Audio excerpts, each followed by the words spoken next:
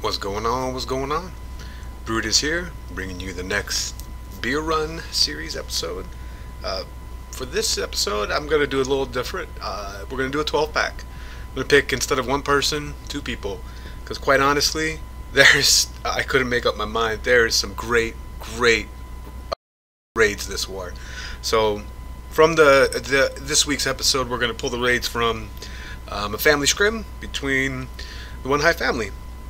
For this first up of the 6-pack, remember, fresh hits, 3 stars, is Neb.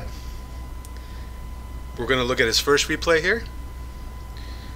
Centralized, he's got a dragon valkyrie attack come through with 2 baby dragons on the right hand sides here, under fire from these archer towers, but they're going to form the funnel, which will allow his attacking force to head inward that way. Meanwhile, he's got a miniature giant on the top left to get that lure, so that it can then, the timing of it all is that he'll deal with the royals first, puts down a heal for his valkyries there that basically take care of the royals right away, and then a jump, but then he dealt with the royals first, and then by the time the timing came through of the clan castle troops, the royals were already done. So I really enjoyed that aspect of this raid, where he was able to control when and how many that he deals with. With the core gutted and only 1 air defense left at the top, which the Archer Queen will get there in time for, he goes ahead and starts his main attacking force, which are dragons. There were a lot of dragon attacks this war. So prior to the update, where they have 3 minutes and 30 seconds to attack, dragons were everywhere because you had that extra time. When they went back to a true, in my opinion, that the true way it should be, because it was balanced better that way, the 3-minute attacking, you kind of saw dragons die away.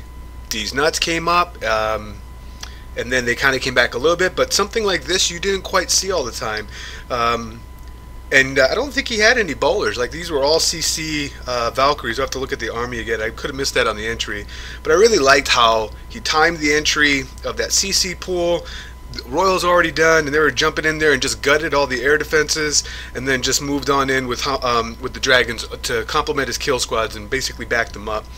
We're going to fast forward here because there's not much left. He's got 3 dragons, 2 are fully healthy, and the queen ability left. I think there was a troll Tesla on the top. Nope, troll Tesla on the far right. Remember, these are all fresh hits too.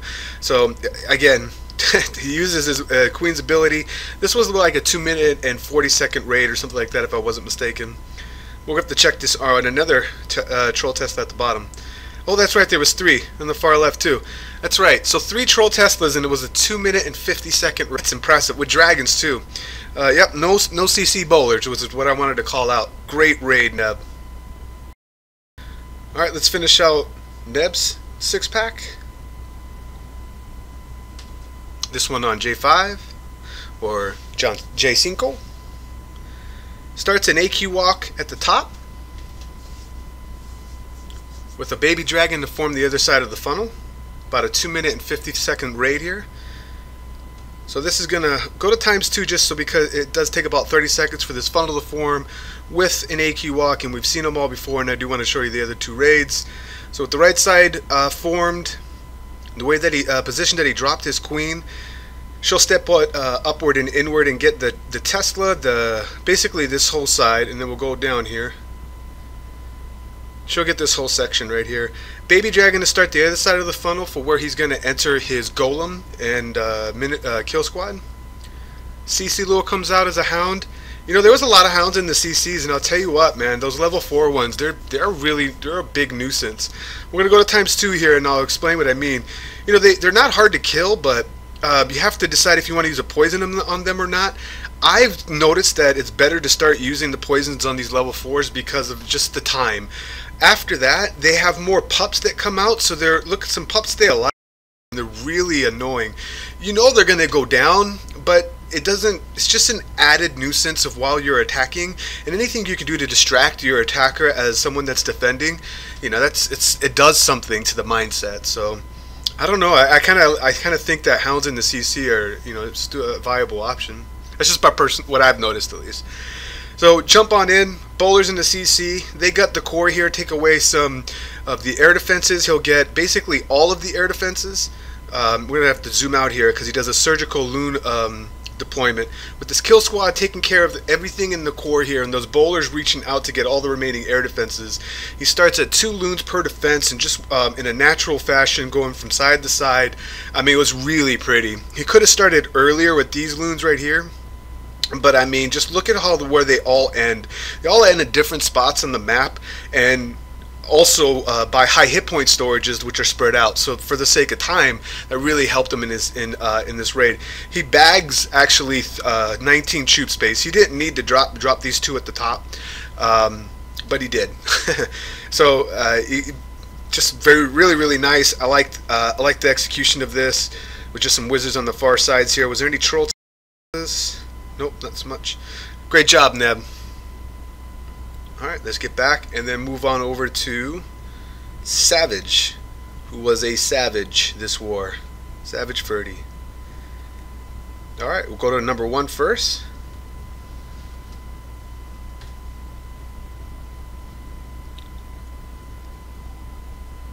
This is HGHP? No? AQ Walk. Oh, that's right. He's gonna look. It's an AQ Walk hog attack, and there's no golem or bowlers, so he uses his queen charge here to take care of all of this and the CC lure and both royals. He really look how much he gets from his queen charge alone. To zoom in here a little bit, and that one baby dragon. Look at that. Look how much work that baby dragon got in. That is a well-defined funnel. Uses the spells on his royals here, a queen here, because she has a lot. They're asking a lot from the queen. She reroutes inward, is able to still with the healers under rage, still able to comfortably and save the ability. Well, I'm sorry, the ability had to be used. Comfortably deal with the CC here. Then drops down a quad quake to make sure that she can just keep walking all the way inward and get access to everything in the middle here, and is eliminating basically all the DGB locations so that he can surgically deploy. We're going to have to zoom out because you're going to see how he did this. So with royals in the middle, gutting the core with under heal, and he deploys his hogs in a surgical deployment so that they take out these satellite defenses little by little, as they point defenses start to get distracted in the core. And if you look at it, he's really surgical, really methodical about how he places these hogs. Knows when to put in a giant, as this one right here is distracting three defenses at once. Same thing with this one this one giant is distracting 3 at once. Really is able to allow his hogs that come in at 3 and then join up to 6, and then you can have that heal if you wanted deeper, which he has, but he swags it. So if you saw that, it was just so pretty. The methodical approach, everything had a purpose, and the timing of it was just so well executed is what I really enjoyed about this. So we'll fast forward here because nothing left but trash. Nice, Savage. That was definitely a Savage attack. And then for the last one to round it off, we'll complete Savage's 6-pack. Let's take a look. Whoop. Ungoat. Pause. Wait for it. These nuts. Of course you gotta show some D's nuts. Alright, so double zap quake, top right, 2 of the 4 air defenses, he's got 2 left. Queen is on the opposite side, which means that's where his dragons are going to go. They're on their own.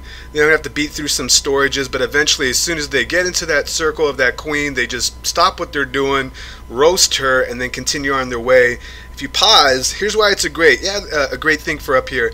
They're fighting the sweeper, but there's really no point. You got 1 point defense after the queen. 1.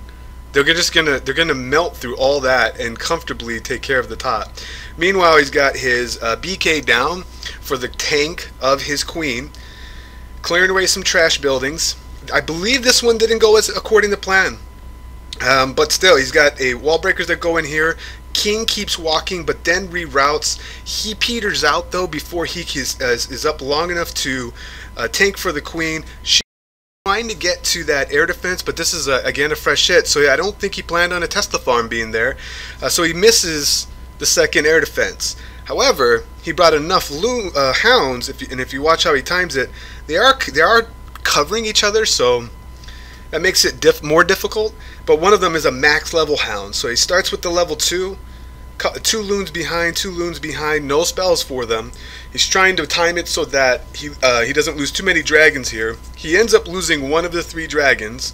Then the air defense locks onto the hound. However, the most southern air defense is going to take out the remaining dragon in the core, and so it's not looking too good right here, right? But look at this hound. Look how much tankage. Look how much health that thing has. I mean, max hounds are OP. They really enhance air attacks. So finally it pops, but look at all the pups in the air, all the distractions that allow just enough time for these Waterloons to take down the last remaining threat to the dragon, the air, and the loons themselves, right there. I mean, that was just clutch. The archer tower takes out, I think, the last two of the remaining. Nope, there's 2 loons left. I mean, that was just an excellent attack. Especially when that southern air defense didn't go down. Just another added layer of difficulty and respect for execution on Savage's part. So we're going to fast forward. If there's nothing but cleanup. Hope you guys enjoyed this episode's beer run. Once again, it's Brutus reminding you, you got to be better than a double. And I'll check you next time.